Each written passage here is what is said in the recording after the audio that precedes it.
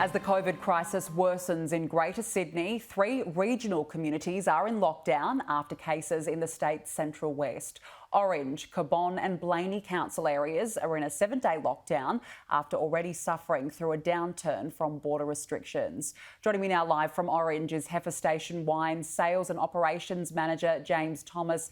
James, thank you for joining us this afternoon. What's been the impact so far on business? Oh, it's been enormous. We rely heavily on visitation from the Greater Sydney region, particularly for a business like ours. We're a tourism-focused cellar door, and without visitors from Greater Sydney, that's a massive impact on our business. And you're in lockdown now, but prior to that, of course, there's been a number of border closures from other states and territories to New South Wales. There wasn't really much of a school holidays as that's really when the situation worsened in Greater Sydney. How much uncertainty are you facing?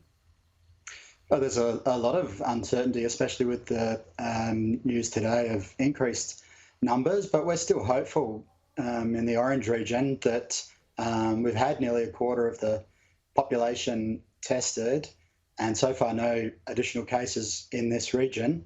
And hopefully the 7-day lockdown will end at the end of the 7 days, and we'll be able to welcome visitors from outside of Greater Sydney, and that will keep us going. Fingers crossed, James. Now, there are currently some business options on the table, some income support payments. How far will they go? Is that going to be enough to get you through this period?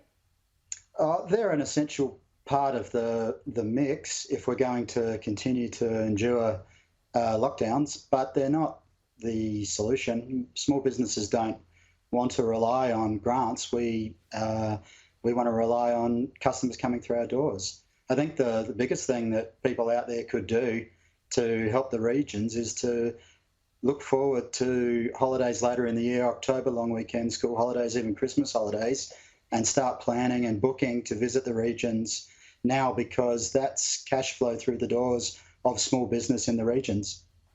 Absolutely. And with people right in their homes at the moment not being able to go out, James, are you finding that people are going online and making purchases through your business?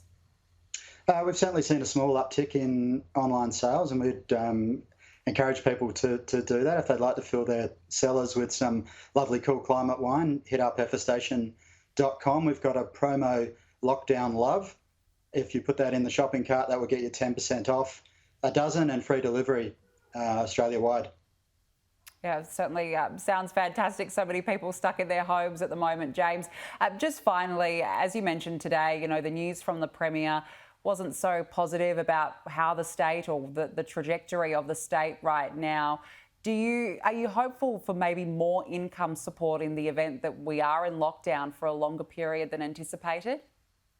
I think it'll be essential if we're going to continue to endure through lockdowns. Then that grant assistance is going to play a key role in keeping a lot of businesses afloat.